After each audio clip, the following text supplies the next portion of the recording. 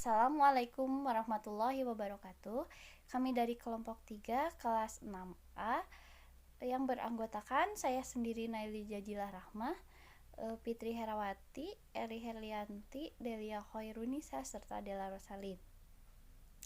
Di sini kami akan mempresentasikan mengenai hasil laporan akhir produksi nasi bakar rempah enak. Baik, alasan membuat produk nasi bakar rempah. Usaha yang kami buat yaitu jenis makanan padat yang kaya akan rempah-rempah, di mana terdapat banyak kandungan yang baik untuk kesehatan tubuh. Awal mulanya kami terinspirasi dari olahan nasi bakar salah satu orang tua anggota kami yang menyediakan makanan untuk sarapan. Maka dari itu kami berinisiatif untuk membuat nasi bakar tersebut, namun dengan cara yang berbeda dan tentunya lebih menarik. Nama brand produk kami adalah Nabrak atau nasi bakar rempah enak. Kami menamakan Nabrak karena kami ingin sesuatu yang berbeda dari nama nasi bakar rempah yang ada. Untuk itu kami memberi nama produk dengan singkatan agar mudah dikenali. Produk tersebut yaitu nasi bakar rempah enak yang memiliki makna bahwa nasi bakar rempah memang enak dan tentunya banyak khasiatnya bagi tubuh kita. Lanjut, di sini ada strategi teknik pemasaran. Dari segi pemasaran ini digolongkan menjadi 3 ya. Yang pertama sasaran pembeli, lalu ada tempat dan waktu, serta media pemasaran. Sasaran pembeli, kami memasarkan kepada semua kalangan, baik itu anak-anak, remaja, ataupun dewasa. Karena produk kami adalah produk yang aman untuk dikonsumsi semua kalangan dan juga merupakan makanan pokok. Di sini yaitu ada tempat dan waktu. Pemasaran produk kami yaitu di tempat orang banyak beraktivitas, seperti di pinggir jalan yang dekat dengan tempat bekerja ataupun sekolahan. Karena kebetulan produk kami adalah makanan pokok, maka cocok untuk dijadikan menu makan. Ya, yang terakhir yaitu media pemasaran. Tidak hanya menyajikan di tempat umum, kami juga menggunakan media online untuk menarik pelanggan, seperti meng-share produk kami di media sosial, Facebook, Instagram, dan story WhatsApp. Baik, materi yang selanjutnya akan dilanjutkan oleh rekan saya, Delia Khairunisa. Assalamualaikum warahmatullahi wabarakatuh. Perkenalkan, nama saya Delia Khairunisa. Di sini saya akan mencoba untuk melanjutkan pemaparan materi, yaitu tentang penetapan segmentasi pasar, pricing, dan strategi produksi. Mengenai segmentasi pasar, kami menentukan beberapa hal yang diantaranya geografi. Dalam target penjualan nasi bakar rempah, kami memilih target penjualan di kota, yaitu di daerah Kota Sumedang. Untuk demografi usianya, kami memilih target sasaran anak-anak, remaja, dan dewasa, karena produk kami dapat dikonsumsi oleh semua kalangan.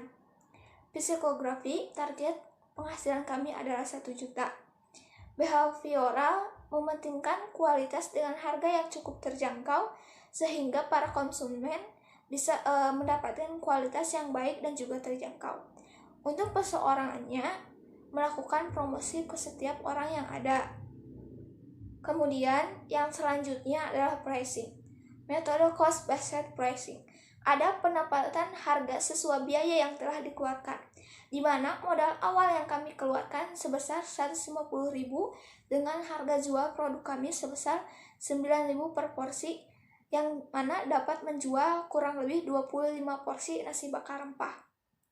Dengan harga jual 9.000 per porsi, itu dapat menutupi pengeluaran yang telah ditentukan. Selanjutnya, strategi produksi.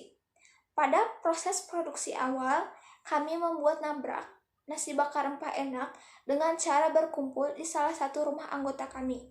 Namun dengan kendala waktu dan tempat yang cukup jauh dari masing-masing anggota, kami berinisiatif untuk memproduksi di tempat masing-masing, dengan catatan tidak mengubah strategi pemasaran ataupun pricing. Dan untuk pelaporan hasil produksi dikumpulkan di salah satu anggota untuk disatukan menjadi satu laporan.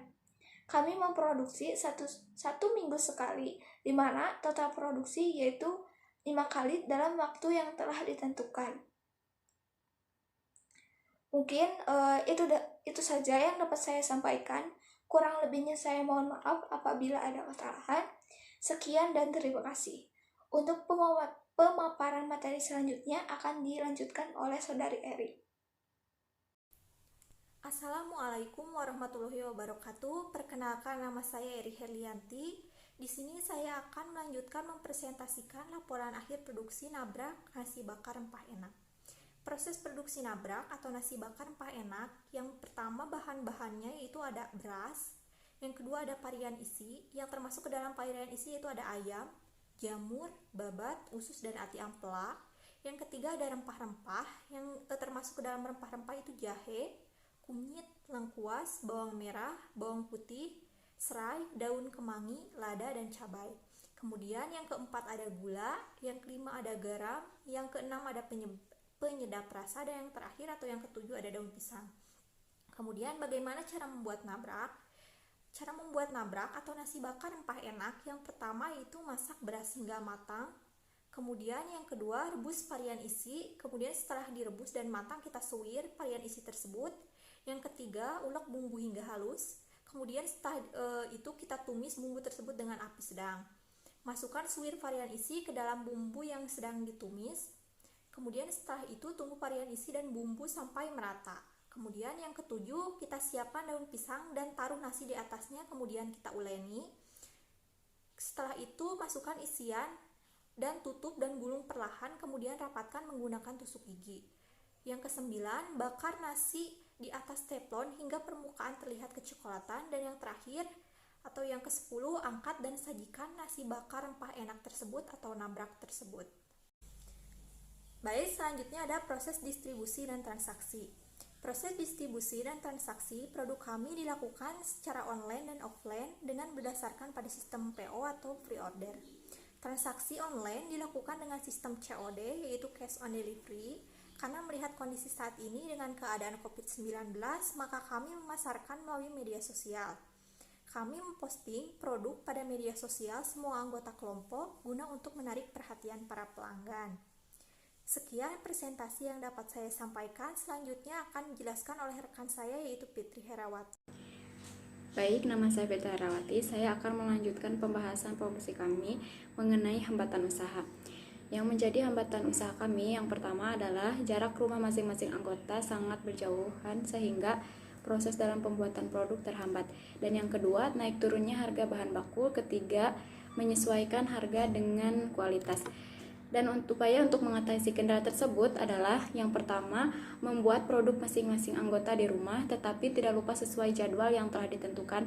Dan yang kedua, takaran produk disesuaikan dengan biaya yang dikeluarkan. Dan yang ketiga, penyesuaian takaran yang pas dan kemasan yang lebih menarik. Kemudian mengenai laporan pendapatan, modal awal per 25 April tahun 2021 kami mengeluarkan modal awal sebesar 150.000, di mana minggu pertama kami mendapatkan laba atau pendapatan sebesar 162.000 dan minggu kedua sebesar 153.000, minggu ketiga sebesar 207.000 dan minggu keempat 171.000 dan minggu kelima sebesar 216.000. Dan setiap laba tersebut dikurangi modal awal, alasannya karena setiap minggu selanjutnya modal awal akan tetap sama, di mana laba dari minggu pertama sampai minggu terakhir akan mendapatkan laba bersih, dan jumlah laba bersih tersebut sebesar 159.000. Nah, dari laba tersebut dijumlahkan kembali dengan modal awal dan mendapat keuntungan sebesar 309.000. Terima kasih. Cukup sekian presentasi dari kelompok kami. Mohon maaf apabila banyak kesalahan dan kekurangan. Wabillahi taufiq wal hidayah. Wassalamualaikum warahmatullahi wabarakatuh.